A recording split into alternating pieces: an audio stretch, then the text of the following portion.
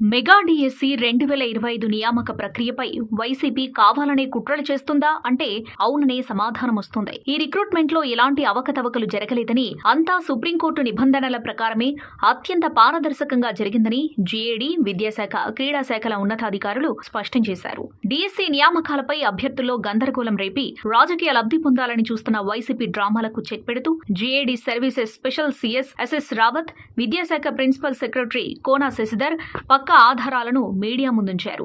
ముఖ్యంగా వైసీపీ నేతలు రాద్ధాంతం చేస్తున్న హారిజంటల్ రిజర్వేషన్ల నిబంధన మరేదో కాదు. గత వైసీపీ ప్రభుత్వ హయాంలో 2023 ఆగస్టు 2న జగన్ సర్కారే స్వయంగా జారీ చేసిన జీవో నెంబర్ 77 అని అధికారులు మరోసారి తేల్చి చెప్పారు. ఈ సందర్భంగా ఎస్ఎస్ రావత్ మాట్లాడుతూ vertical, SC, ST, BC, EWS కేటగిరీలు, హారిజంటల్ మహిళలు, దివ్యాంగులు, క్రీడాకారులు, మాజీ సైనికులు రిజర్వేషన్ల అమలు విధానం పూర్తిగా వేరువేరుగా ఉంటుందని వివరించారు. సుప్రీంకోర్టు ల్యాండ్ మార్క్ తీర్పులు, ఇందిరా సాహ్ని, రాజేష్ కుమార్ దర్యా కేసులకు లోబడి నాటి వైసీపీ ప్రభుత్వం తెచ్చిన జీవో 77 ప్రకారం హారిజంటల్ రిజర్వేషన్లకు మునుపటిలా ముందే ఫిక్స్డ్ రోస్టర్ పాయింట్లు ఉండవు. ఈ విధానంలో మొదట మెరిట్ ప్రాతిపదికన పోస్టులను భర్తీ చేస్తారు.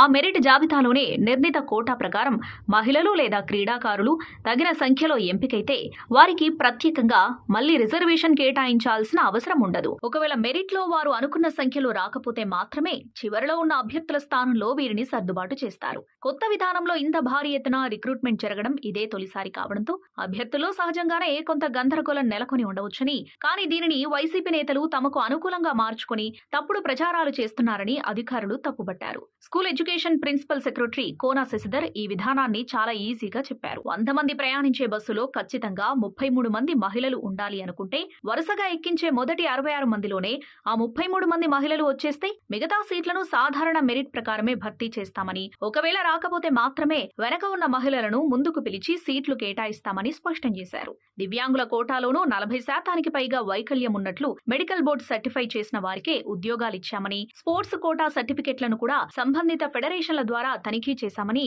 శాప్ ఎండీ భరణి వెల్లడించారు. రికార్డు సమయంలో 15,941 పోస్టులను అత్యంత పారదర్శకంగా భర్తీ చేసే నిరుద్యోగుల ఇళ్లలో వెలుగులు నింపితే YCP paper leak, merit list లేదంటూ సోషల్ మీడియాలో ఫేక్ ప్రచారాలు చేయడంపై విద్యాశాఖ తీవ్ర ఆగ్రహం వ్యక్తం చేస్తుంది. ఈ మెగా డిఎస్సిపై అవాస్తవాలు ప్రచారం చేసే మీడియా సంస్థలు, సోషల్ మీడియా హ్యాండిల్స్ పై క్రిమినల్ కేసులు నమోదు చేయడంతో పాటు పరువు నష్టం నోటీసులు జారీ చేస్తామని, నిరుద్యోగులు ఇలాంటి రాజకీయ పుకార్లను నమ్మవద్దని అధికారులు గట్టిగా హెచ్చరించారు.